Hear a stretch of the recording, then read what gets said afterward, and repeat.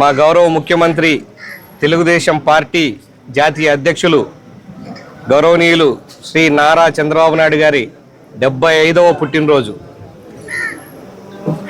ఇంత వయసులో కూడా నవయువకునిలాగా ఈ రాష్ట్రాన్ని పరిగెత్తిస్తూ, ఆయన పరిగెత్తడమే కాకుండా రాష్ట్రాన్ని కూడా పరిగెత్తిస్తూ, అభివృద్ధిని పరిగెత్తిస్తూ దేశంలో నెంబర్ 1గా నిలబెట్టాల రాష్ట్రాన్ని అహర్నిశలు కష్టపడుతూ ఈ వచ్చిన చాలా తక్కువ కాలంలోనే 2వ స్టేజ్కి తీసుకెళ్ళాం అభివృద్ధిలో.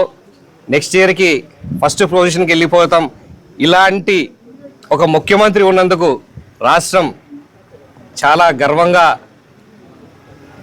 గర్వపడాలి. ఎందుకంటే తన కోసం కాకుండా ఎప్పుడూ కూడా ప్రజలకు ఏం చేయాలా, రాష్ట్రాన్ని ఎట్లా అభివృద్ధి పరచాలా ఇని నిత్యం ఆలోచించి ఆయన ఇలాంటి పుట్టినరోజులు ఇంకా జరుపుకోవాలని చెప్పేసి ఆ దేవుణ్ణి, ఆ వెంకటేశ్వర స్వామిని ప్రార్థిస్తూ ఉన్నాము. ఈరోజు ఒక పండుగల రాష్ట్రమంతా ఆయన పుట్టినరోజు వేడుకలు జరుపుకుంటా ఉన్నారు ప్రతి చోట కూడా. ఎందుకు అని అంటే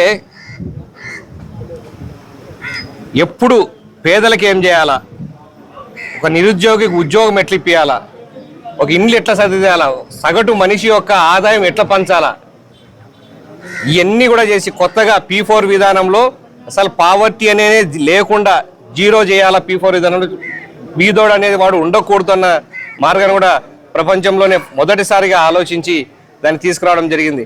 ఇలాంటి కొత్తవన్నీ జరిగి మొత్తం దేశం కూడా ఇటువైపు చూసి దేశమంతా కూడా ఇలాంటివి మన దాంట్లో కూడా పెట్టాలని చెప్పి ఇంతకుముందు ఆయన మొదలుపెట్టిన కార్యక్రమాలు చాలా కూడా దేశవ్యాప్తంగా పెట్టడం జరిగింది. డ్వాక్రా మహిళలు అయితేనేమి చాలా వరకు కూడా అలాంటివి ఇంకన్నీ తీసుకొచ్చి రాష్ట్రాన్ని అగ్రస్థానంలో నిలబెట్టాలని చెప్పేసి దానికి ఆయనకు ఇంకొంచెం శక్తిని ఇవ్వాలని చెప్పి ఆ వెంకటేశ్వర స్వామిని ప్రార్థిస్తూ ఉన్నాం.